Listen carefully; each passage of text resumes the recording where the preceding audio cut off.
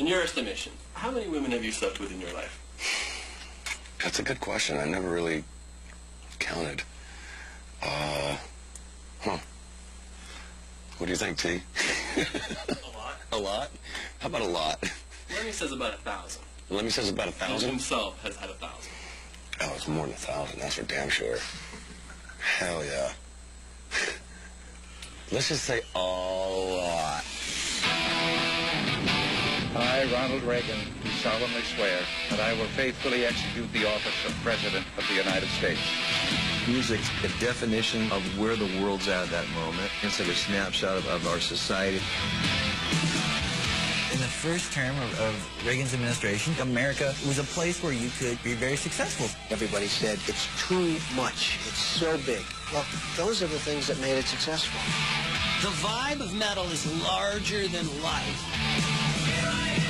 Big power chords.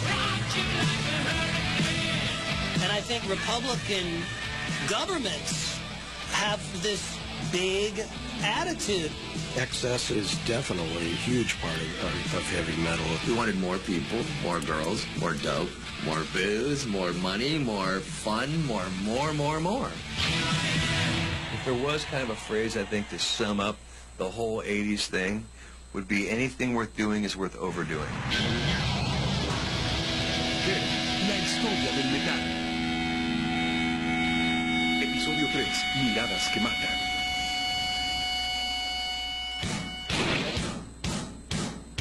A través de su historia, el heavy metal siempre ha estado enfrentado con buena parte de la sociedad. Pero algo muy extraño sucedió a principios de los 80. Una cortina de fuego de grandes sonidos y pelos largos parecen encajar perfectamente con esta nueva década de excesos. Por primera vez, el metal estaba de moda. E igual que la Reaganomía, la revolución empezó en California. When you read encyclopedias for rock history, you're going to see the 64 British invasion has its chapter. You know, the Memphis 50s, Elvis has its chapter. 82, 83 LA will have its own chapter.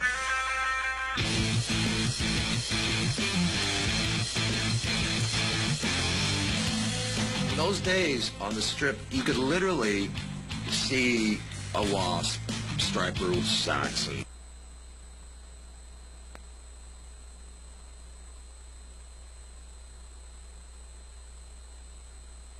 The people hanging out on the Sunset Strip, passing out flyers, trying to get you to go see their show. Somebody would be at the Troubadour, somebody would be at the Whiskey, somebody would be at the Roxy. People would be and drinking and puking everywhere. It was kind of like a gigantic frat party in your senior year that was going on every night. It was blatant hedonism. I mean, it's everything you ever heard, and 10 times more. Sex just happened all the time. In the club, at home. Church. Back of a car, on the floor, up against the wall. Not inside the church, but right in the back of the church. In the parking lot, in the alley. And looking up going, this is bad.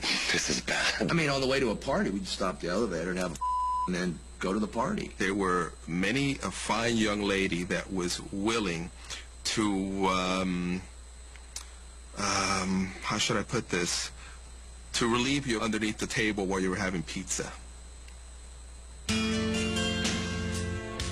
What's really amazing about the entire hairband scene is that these groups managed to sustain themselves, survive, put on pretty big stage shows in clubs, and none of them had any money.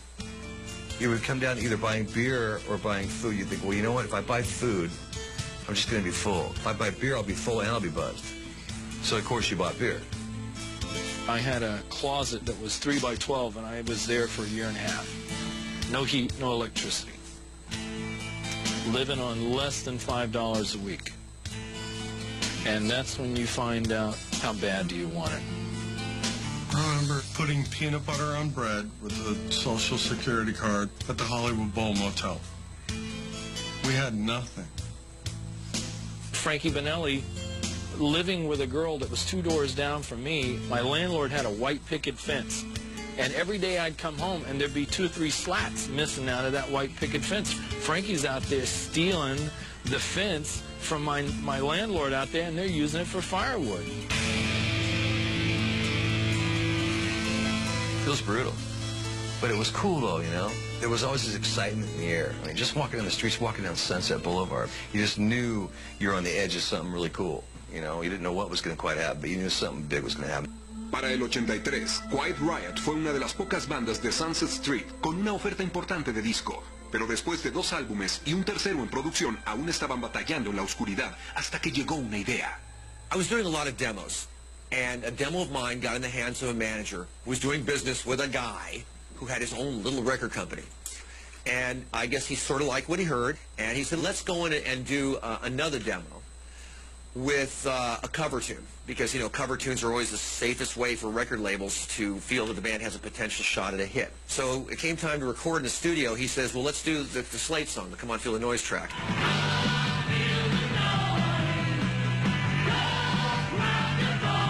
The song Come On Feel the Noise, that was the producer's idea to do the song, because he felt that Kevin's vocals were like Noddy Holder's vocals. And the logic of it made sense. Slade had a #1 hit with that song everywhere but the U.S. We hated it. We didn't want to do it. Kevin Dubrow was dead set on not doing it. We didn't like the Slade songs too much. We were never huge fans, and we never even worked the song up, Come On Feel the Noise. We didn't even rehearse it. We didn't learn it. We thought we had a good plan. Play the song. Play it bad. Forget about the song. So it came time to record in the studio, and Frankie Banelli came with this arrangement, and I was making faces at him across the room going, you know, trying to make him screw it up. And I just came up with that real simple little drum beat, and we started playing. I remember Kevin was sitting on the other side of the studio just glaring at me because he knew that it was sounding good. I said to Frank, I said, well, you played really well on it. What am I supposed to do? What he says, no, I don't want to do this song, you know. And he said, well, just sing it. You can do that. You know how to sing it lousy. Come on, feel the noise. Girls, rock your voice.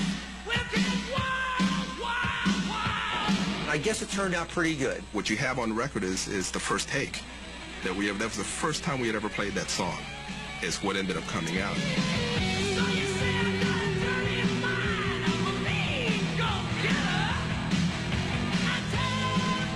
The album slowly climbed up the charts, and we then toured with Loverboy. Loverboy, extremely mainstream, extremely commercial. We opened ourselves up to a whole new audience of people that wouldn't necessarily have listened to or bought a Quiet Riot record in 1983, and we won those people over.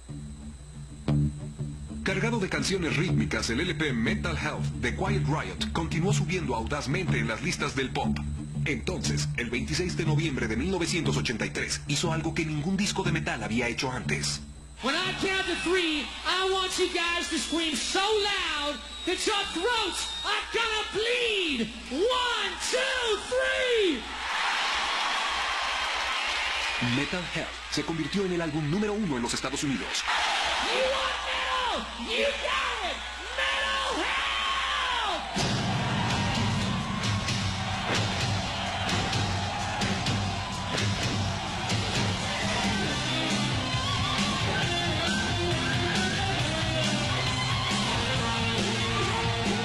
It really is incredible because Michael Jackson and U2 and all these guys are on the charts, all these huge mainstream artists.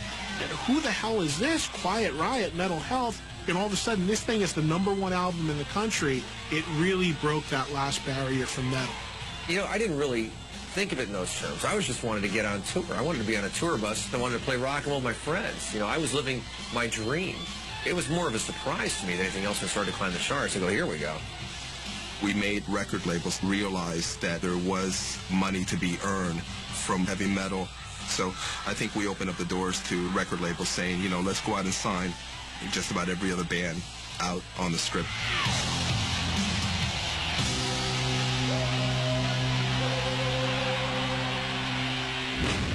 Heavy, la historia del metal. We were the first band that was doing something that was against the grain of the time. I think there's that rebellious part of us that wanted to really stand out and shock the out of people. We got away with murder. That is a show. Heavy, la historia del metal.